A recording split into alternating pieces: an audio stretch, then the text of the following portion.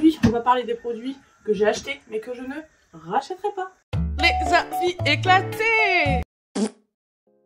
Alors, comme vous pouvez le voir, il y a quand même déjà une petite liste de produits, une petite pile de produits. Alors attention, quand je dis que je les rachèterai pas, ça veut pas dire que c'est des mauvais produits, ça veut simplement dire qu'ils ne sont pas à la hauteur de ce que de l'espoir que j'ai mis à l'intérieur de ces produits quand je les ai achetés. D'ailleurs, j'ai fait une petite erreur dans le sens où j'ai mis la boîte de Norton, et attention, je ne veux pas vous dire que je n'achèterai plus Norton, au contraire, en fait c'est ma boîte d'alternative à ce que je voudrais vous parler plus tard. Donc ne pas prendre en compte la boîte de chez Norton. Par contre, ces trois choses là, plus un truc que j'ai là que je vous montrerai juste après, à proscrire. Non, je peux pas dire à proscrire parce que ça veut dire que ce serait vraiment nul, alors que là c'est pas le sujet. Je vais vous lister chaque produit, le prix, la marque. J'aimerais commencer par vous parler de cet objet qui est vraiment, je crois, l'achat de ce début d'année le plus inutile. Je pratique l'aéro depuis un peu plus de 2 ans et malgré une bonne cagoule, un bon masque, j'aurais voulu, enfin ça fait déjà quelques temps que je cherche après un masque qui soit vraiment intégral et qu'en gros quand je mets un seul truc, enfin voilà, ma manipulation où je m'équipe, je le fais une fois et ça m'équipe intégralement. Parce que là, du coup, j'ai un casque, des lunettes, un casque pour les oreilles et je remets une cagoule par-dessus pour vraiment pas avoir d'éclat sur la peau parce que ça frite quand même, hein, on va pas se mentir. Et du coup, je cherchais un petit peu un casque comme ça intégral où mon action de m'équiper, c'est pour l'entièreté de l'équipement. Même si avec ça, je me rajoute quand même mon casque pour les oreilles. Voilà, je voulais quelque chose qui me protège entièrement. Donc j'ai cherché un petit peu sur les internets, comme par exemple sur Amazon, ce qu'on pouvait trouver. Et en masque intégral, ils proposaient ça pour un prix de 36,49 €. Donc je me suis dit, ouais, ok, c'est à peu près le prix juste d'un masque. Je me rajoute une visière. Et en plus, c'était vendu avec des visières autocollantes, mais pas sur l'entièreté de la visière. Et je pense que c'est ça qui va créer le problème. Il faut savoir que tout le sable que vous projetez sur les meubles, ça se projette aussi sur vos équipements. Donc du coup, ça se raye très vite, vos équipements. En fait, ça fait plein de micro-rayures et vous finissez par voir très flou. Donc je voulais essayer de trouver une alternative. Et le fait d'avoir ces visières-là qu'on peut changer dès qu'elles sont rayées, je trouvais ça vraiment super cool. Donc je l'ai commandé, je l'ai reçu, je me suis équipée, j'ai collé mes petites visières, etc. Et en fait, au fur et à mesure des... Enfin, je m'en suis pas rendu compte tout de suite parce que je trouvais que je changeais les visières beaucoup trop souvent. À peu près tous les 2 jours, sachant que j'aérogomme quasiment tous les jours. Donc du coup, j'ai vu le stock baisser vraiment beaucoup, très vite. Donc je me suis dit, c'est chelou, comment ça se fait que même en changeant les visières, je continue à avoir flou. Et en fait, je me suis rendu compte que le sable, ça passe partout, et ça vient se glisser donc, entre la visière qui est dure ici, et entre la visière jetable que vous venez coller dessus. Parce qu'en fait la visière, je pense que le problème il est peut-être là et que ce serait peut-être à réfléchir, c'est que la visière elle n'est pas collée sur l'entièreté de la visière fixe. Elle est collée que sur les bords ici et ici. Ce qui fait que le sable il vient glisser entre les deux et que comme ça a tendance à bouger un peu et puis moi avec le mouvement etc, ça vient faire des micro-rayures sur la visière fixe qui est là. Et vous avez beau changer les visières jetables, une fois que votre... protection ici elle est rayée et ben en fait elle devient toute trouble et du coup moi aujourd'hui le casque il est inutilisable. Il faut savoir qu'il est je l'ai utilisé à peu près 1 mois en fait avant de me rendre compte que j'aurais beau changer de visière tous les jours je verrais toujours flou parce que dès le début les micro rayures elles se sont faites dès la première utilisation. Donc voilà, je m'en suis servi 1 mois et encore ce mois là je peux vous dire que j'en étais pas du coup satisfaite et que je l'ai vite mis de côté et que j'ai vite repris ma protection de base, mon casque, mes lunettes, mon casque pour les oreilles et je remets ma cagoule sur laquelle vous avez une visière, comment dire, une visière rigide que vous pouvez changer quand vous voulez, mais vous n'avez pas de visière fixe qui vient se rayer. Une fois que votre visière jetable elle est rayée, on en met une autre et on revoit très nettement. Et du coup, la cagoule, ça fait 2 ans que je l'ai quoi, et j'ai pas de problème. Alors c'est sûr, c'est pas la meilleure protection pour l'humain. Par contre, en termes de résultats, ça fait 2 ans que je l'ai, je change les visières de temps en temps, au même titre que je changeais les visières d'ici. Sauf que là, le problème, c'est que quand vous changez les visières qui sont rayées, vous avez quand même cette visière-là fixe qui ne se change pas. Et je suis quasiment... Enfin, il y a des vis, donc ça doit très certainement changer. Mais à quel prix, cette partie-là, qu'on doit la racheter pour la changer? Donc voilà, c'est que d'ailleurs, il y a plein de poussière, je l'ai mis de côté. Pourquoi? Parce que ça fait... je crois maintenant, ça date... J'ai acheté ça en janvier. En début janvier, je crois bien, ouais. Et je m'en suis servi le mois de janvier, février, mars... Ça fait 2 mois que je l'ai mis de côté, que je ne m'en sers plus. Voilà, donc c'est dommage. C'est un achat à 36 € qui a servi 1 mois et en plus, pas ouf l'utilisation. Mais c'est dommage parce qu'en soi, le truc est bien fait, quoi. Je veux dire, c'est bien pensé. En plus, vous avez même une sortie ici. Je pense que c'est pour raccorder à des systèmes d'air vraiment nickel. Donc, en gros, mais le truc est pas mal. mais pour l'aéro, en tout cas pas pour l'aérogommage. En fait c'est ça je pense que je devrais dire, c'est que le truc est pas mal, l'idée est pas mal, mais pas pour l'aérogommage. Alors pour poncer, je pense que c'est bien pour poncer finalement parce que je pense que vous avez moins de micro-rayures qui viennent se faire. Mais moi quand je ponce, je mets juste mon masque à cartouche et puis voilà quoi, je m'embête pas avec un gros masque comme ça.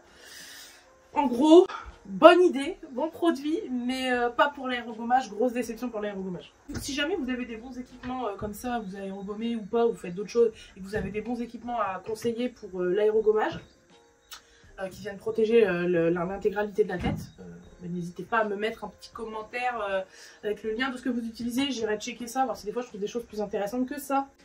Ah alors là, oui parce que je me suis fait des petites fiches, hein, parce que sinon après moi je suis perdue, hein, il y avait trop de trucs à raconter, donc la suite, c'est genre le plus gros échec. Alors là je vous ai parlé de l'achat inutile de l'année le plus...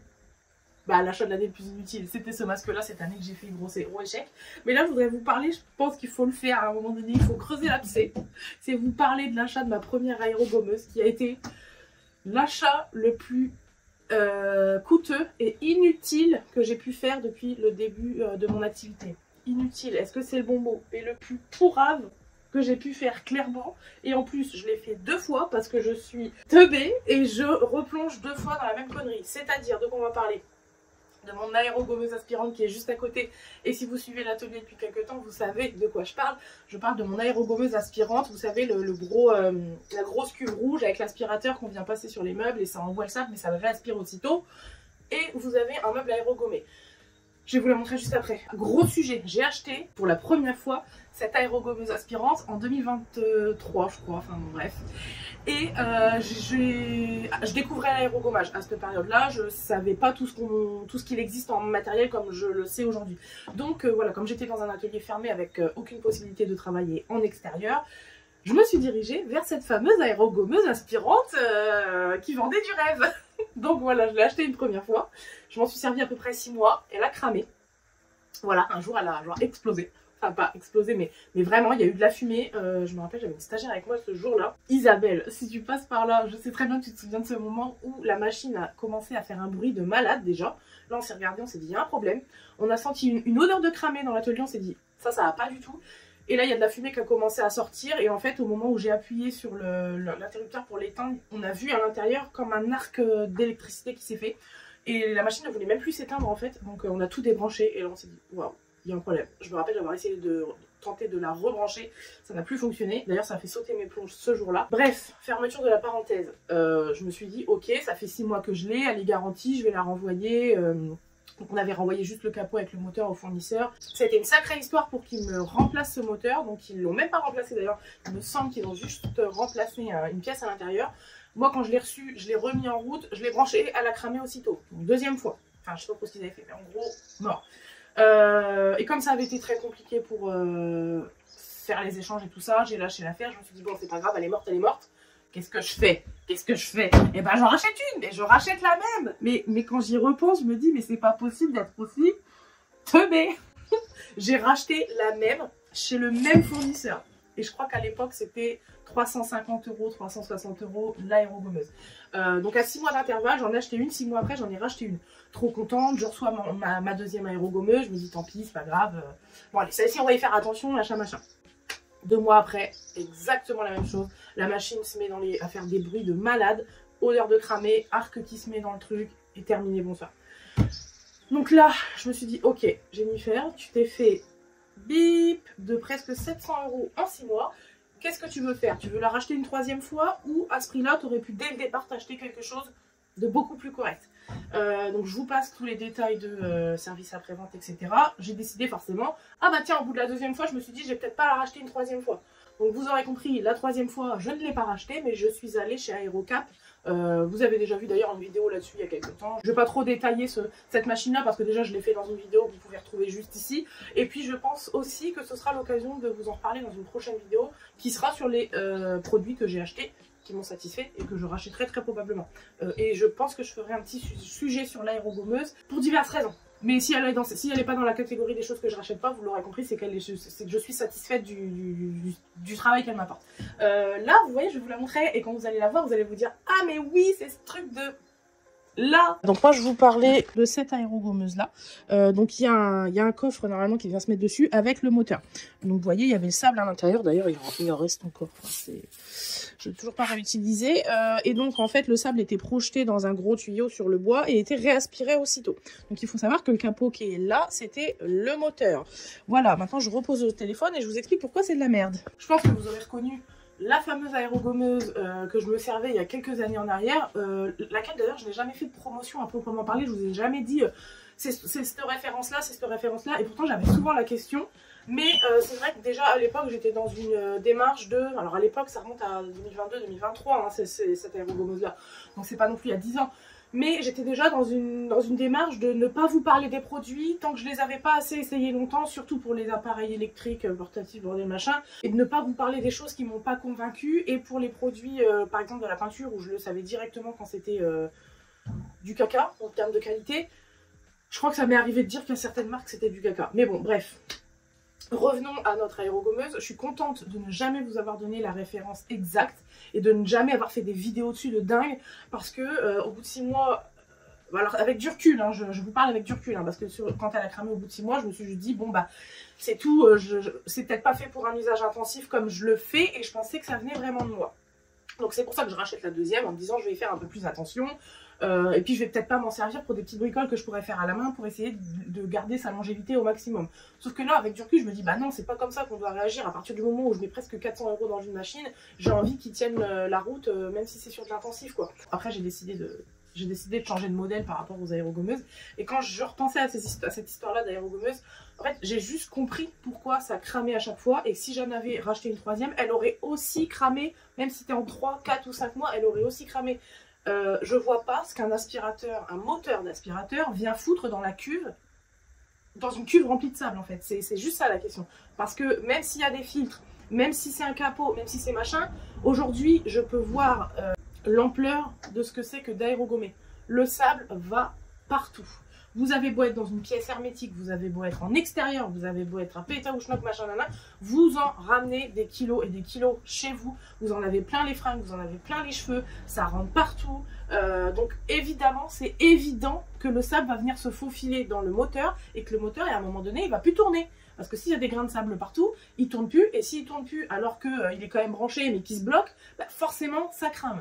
Donc voilà, ma conclusion, c'est que c'est évident. Un moteur d'aspirateur n'a rien à foutre dans une cuve remplie de sable. Et j'ai quand même acheté 2 fois l'aérogommeuse et dépensé, allez, on peut facilement arrondir à 700 balles avec les frais de port avant de comprendre ça. Vous voyez, donc, il y a du cheminement, qui s'est fait, quoi, mais ça a mis du temps. Voilà, je comprends vite, mais vous m'expliquez longtemps, vous voyez le truc. Donc ça, c'est un sujet, j'en rigole aujourd'hui parce que vraiment, je me dis, c'était dans mes débuts, il y avait plein de choses que j'ignorais. Et là, maintenant, je me dis, en fait, erreur de débutant, ne pas acheter ce genre d'appareil. De toute façon, je vous mets la photo ici, je ne vais même pas vous mettre le lien parce que n'allez pas sur le lien, n'allez pas essayer de l'acheter, vous allez être déçus et vous allez jeter votre argent par les fenêtres. Cet appareil-là, peu importe le revendeur, peu importe s'il y a les grises bleues, parce que j'en ai vu des rouges, des grises, des bleus, n'achetez pas, ce n'est pas fait pour durer dans le temps, ce n'est pas possible. Foutre un moteur d'aspirateur dans une cuve remplie de sable, en plus fin comme ça, enfin, l'idée en soi sur le papier elle est bonne, mais je peux vous dire qu'en termes de pratique, c'est zéro quoi, enfin c'est nul. D'ailleurs je suis même étonnée que la première ait duré 6 mois, parce que je me dis que la deuxième a duré que 2 mois quand même, hein, donc bon bref. Sujet clos pour l'aérogommeuse, on va passer au second produit qui mérite un petit peu d'explication. On va parler des abrasifs. Je crois que d'ailleurs j'en ai pas sous la main parce qu'en fait ce que je veux vous expliquer à propos des abrasifs, pourquoi je n'achèterai plus d'abrasifs papier. Au tout début de mon activité, je pense qu'à peu près tout le monde, qu'est-ce qu'il faut pour poncer? Du papier abrasif. J'ai été chercher les premiers disques abrasifs qui venaient, déjà les entrées de gamme. Après j'ai commencé à prendre un petit peu des marques au-dessus parce que je voyais que c'était assez limité en durée de vie les entrées de gamme. Et je pense que maintenant vous connaissez l'histoire, je ne vais pas encore la raconter, mais j'ai découvert Norton il y a 2 ans à peu près, dont les mailles céramiques. Il faut savoir que suite à la petite découverte des mailles que j'ai fait, je n'ai jamais vraiment, je réfléchis, mais c'est sûr que non, même pour des trucs à main, je prends de la maille, racheter de papier abrasif, enfin de disque abrasif en papier. Je vais essayer d'en trouver, j'en ai peut-être un qui traîne. Eh ben, vous voyez, ça c'est un disque papier, je vais vous faire un gros plan dessus. Ça c'est un disque papier, donc vous avez votre disque abrasif qui est là. Mais disque papier, c'est parce qu'en fait, la semelle abrasif est collée sur une sorte de papier tissu, enfin voilà, c'est plutôt du papier. Donc là c'est chez Norton aussi, hein. Vous voyez, ça c'est des restants que j'ai eu et que d'ailleurs je ne me sers plus parce que je vois que par la maille. Je vais vous montrer un petit peu la différence. Et donc en fait elle est c'est même pas une semelle abrasive qui est collée dessus parce qu'en fait je pense que ça vient vraiment, c'est quand même un truc un peu tissé. Alors je vous avoue qu'au niveau des compositions je suis un peu je suis pas assez calée pour ça, mais ce sera peut-être l'occasion de développer le sujet un jour. Donc voilà, ça c'est les papiers, ça c'est les mailles. Moi j'ai découvert ça il y a 2 ans, j'ai complètement lâché le papier pour la maille. Ça serait bien quand même que je vous explique pourquoi j'ai complètement lâché le papier pour la maille. Tout simplement, bah en fait c'est la qualité de dingue, le résultat de dingue, la longévité de dingue, et puis moi je peux vous dire que quand j'ai poncé 2 heures avec un disque, je l'enlève de ma ponceuse parce que la ponceuse ça y est il commence un peu à lâcher, je peux encore le plier et venir faire des choses à la main avec. Quand avec un disque papier comme ça vous avez poncé, allez je dirais peut-être une trentaine de minutes, ou tout dépend après de ce que vous poncez, mais une fois que tout votre grain qui est collé sur le papier il est cuit, bah, c'est fini en fait, vous pouvez même pas reprendre, enfin déjà d'ailleurs vous voyez souvent il reste plus que le tissu sur la ponceuse, le grain il s'est barré, enfin on peut même plus le réutiliser derrière. Donc moi en fait c'est toutes ces choses là en termes de qualité, de longévité de vie et etc. que je suis complètement passée sur la maille. Enfin voilà, ça a été vraiment radical. Aujourd'hui je suis plus capable de racheter des paquets de papier à poncer. Ça m'est déjà arrivé de poncer avec du papier parce que je devais avoir que ça sous la main. Je me dis mais c'est pas possible, comment j'ai pu travailler presque 2 ans avec des disques à poncer et j'en passais, je me rappelle, enfin, on ponce 30 cm, on jette, on ponce 30 cm, on jette, enfin je veux dire, en termes de quantité qui est jetée à la poubelle, quand vous jetez 5 disques à poncer papier, vous n'utilisez qu'un seul disque en maille et vous pouvez encore vous en servir longtemps. Donc 5 papiers jetés, une maille qui est encore utilisable, donc je veux dire, là-dessus il n'y a pas photo. Je ferai jamais marche arrière là-dessus, ça c'est clair. Et voilà. C'est pour ça que j'ai la boîte de Norton là, parce que je voulais vous montrer la maille. Donc, peu importe la marque en fait, c'est juste que le papier pour moi c'est vraiment quelque chose que j'ai lâché. Parce qu'en fait, voir ces quantités-là de disques qui sont jetés, alors que pour un seul disque en maille, on fait le même travail. Enfin, je veux dire, en termes de coût et en termes de jeter des trucs pour rien, quoi. Il y en a marre de jeter des trucs pour rien. Donc voilà, Norton, la maille, en fait, finalement c'est mon alternative. J'ai lâché les papiers pour ces raisons-là. Maintenant j'utilise la maille. Bah, du coup pour toutes ces raisons-là. Donc mon alternative au papier, c'est la maille céramique. D'ailleurs la maille céramique, alors je sais pas si ça s'appelle la maille céramique dans toutes les marques. Mais je sais qu'il y a des marques professionnelles qui font ce genre d'abrasif. J'en ai testé d'ailleurs d'autres. Certains c'est vraiment de la merde. D'autres sont sur le podium. Je pense que ce sera le sujet d'une vidéo uniquement sur les abrasifs un jour. Voilà. On enchaîne sur... Je voudrais faire un petit passage sur les peintures. Là par exemple j'ai un pot vide de nuance qui vient de chez Bricorama. Voilà. Bon, au tout début de l'activité, je peignais tous les meubles. Ça, c'est clair, il n'y en a pas un qui passait pas. Et du coup, c'était une quantité de peinture achetée assez conséquente. Et je me rappelle que j'allais beaucoup fournir dans les magasins de bricolage classiques, Monsieur Bricolage, bref, vous voyez les peintures, c'est pas des entrées de gamme, mais c'est Ripolin, Dulux. Et vous avez encore par contre les entrées de gamme, les marques de magasins de distributeurs. J'achetais beaucoup des pots comme ça, c'est combien ça, 2,5 litres? Ouais, c'était des pots comme ça, 2,5 litres. J'achetais ça, comme ça j'étais tranquille, je peignais 5-6 meubles avec le même pot et c'était réglé. Et puis ça coûtait pas cher, etc. Si aujourd'hui j'ai voulu mettre les peintures dans la catégorie des choses que je rachèterais pas, c'est qu'en fait je ne rachèterai plus aujourd'hui les peintures d'entrée de gamme ou les peintures de magasins distributeurs. Donc en fait c'est le Brico à sa propre marque de peinture, Monsieur Bricolage à sa propre marque de peinture, etc. etc. Tous ces entrées de gamme là c'est terminé, ça fait vraiment longtemps que je ne les achète plus parce que en fait avec l'expérience j'ai pu aller découvrir des autres gammes de peinture pour 3-4 € de plus, peut-être parfois un peu plus en fonction des pigments qu'il y a dans la peinture, mais voilà, au litre on est entre 3 et 8 € de plus que ces peintures au litre, les prix de ces peintures au litre là. Et je veux dire, le résultat derrière, bah, y a pas photo quoi. Quand vous mettez 5 couches de blanc pour couvrir un truc et que c'est même pas encore couvert, quand vous allez vers des peintures un peu plus professionnelles, bah, en 2 ou 3 couches c'est réglé. Donc vous abandonnez vite, c'est un peu la même chose que la maille. Quand vous découvrez la maille et que vous dites mais c'est un truc de dingue, bah, le papier vous l'oubliez, c'est terminé. Les peintures c'est pareil. Alors ça par exemple, C'est un pot de noir que j'ai acheté il y a un mois chez Nuance, pareil, pour le salon Tendance Nature qu'on a fait avec Marie-Amandine il y a quelques semaines. Donc on avait besoin de matériaux comme ça pour créer le stand, mais nous, alors là pour le coup on a quand même vachement tiré sur les prix des matériaux pour essayer de faire quelque chose de beau et propre sans que ça nous coûte trop cher. Donc on avait besoin de noir, j'ai été chercher un peu de noir. Mon Dieu, et mon Dieu, il a fallu presque 3 couches de noir et encore parfois 4 sur certaines choses pour pouvoir couvrir, alors qu'avec une... Ça par exemple c'est au NIP, c'est un magasin de matériaux, mais principalement ils font de la peinture hein, au NIP, et en fait ils vous font vos peintures à la référence que vous choisissez, ils vous les font. Je crois qu'entre les deux, la différence au prix du litre, c'est vrai que je regarde, mais je crois que ça on doit être à 16-17 € le litre, contre 22 € le litre chez Onip. Alors oui, il y a quand même une différence de... Je vous dis, c'est entre 3 et 8 € en fonction des pigments, parce que les blancs sont moins chers et les foncés sont un petit peu plus chers. Mais la pose, la texture, le rendu, le tiret, la couvrance, ce qui à mon sens n'est plus négligeable aujourd'hui, c'est les peintures écolabellisées. Quand je vois des choses comme ça qui font pas du tout le job, qui sont même pas... Si ça c'est écolabellisé, attendez, je vais pas leur jeter la pierre, celle-ci elle est écolabellisée, fabrication française. Donc, quand même, mais pour ça... Vous voyez, j'apprends avec vous, parce que pourtant, enfin je veux dire, c'est coupé à l'eau à mort quoi. Alors que là-dessus, on n'est pas du tout sur des produits coupés à l'eau, et on est quand même sur des fabrications françaises, et on est quand même sur des peintures écolabellisées, faible émission de l'air, etc., etc. Moi, maintenant que j'ai testé ces peintures-là, je ne peux plus revenir en arrière là-dessus. Je l'ai fait il y a 3 semaines en me disant, bon allez, on va tirer un peu sur les prix. Ben voilà quoi, si j'avais su, je serais partie là-dessus. Voilà, pour les peintures, je voulais juste... ce que je ne rachèterai pas, en fait, c'est toutes les peintures de magasins de distributeurs.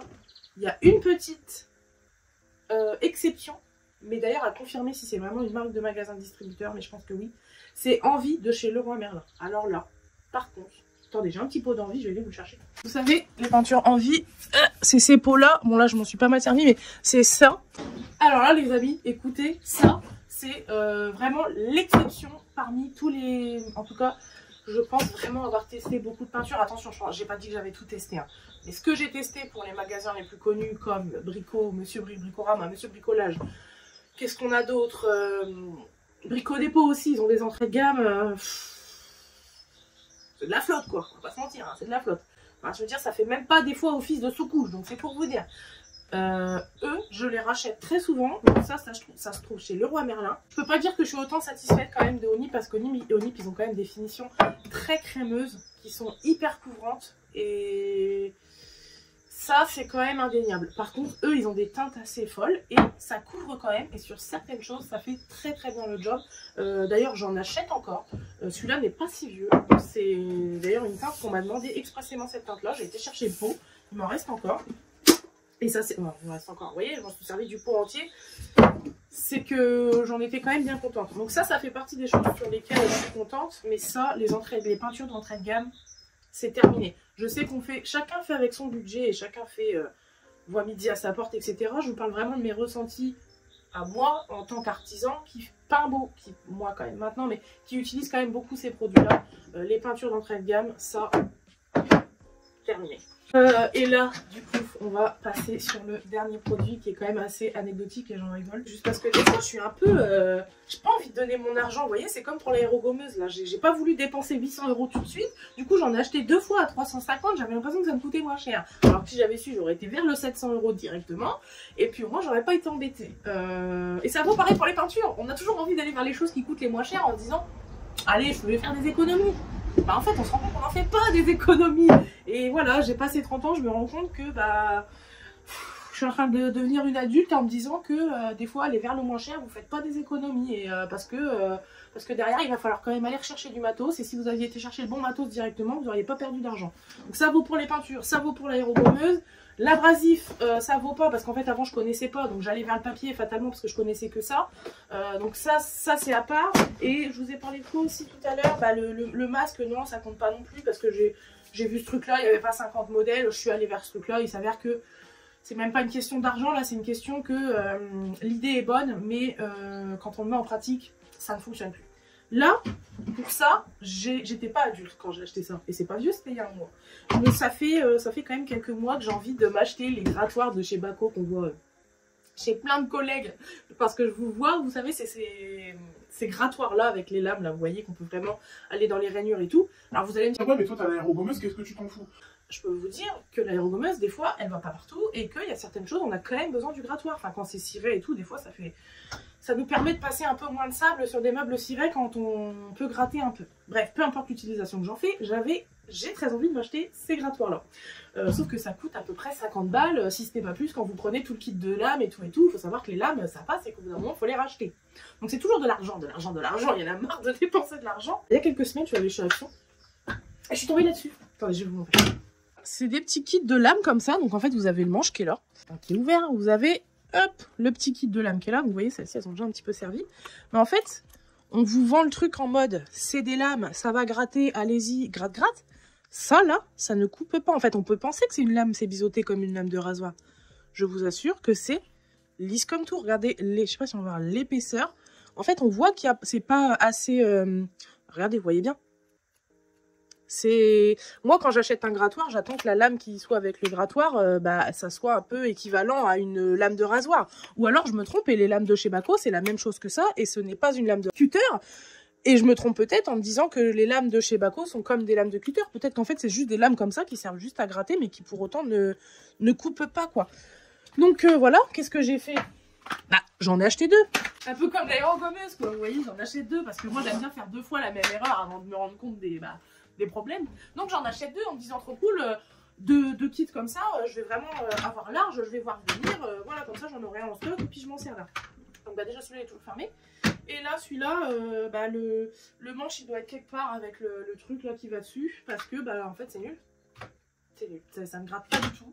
En fait, comme c'est hyper épais déjà, ça a tendance à abîmer le bois plus qu'à ne le juste gratter en surface. Si c'est, je veux dire, prise en main, tout ça, 0 quoi. Enfin, moi, j'ai pas du tout validé.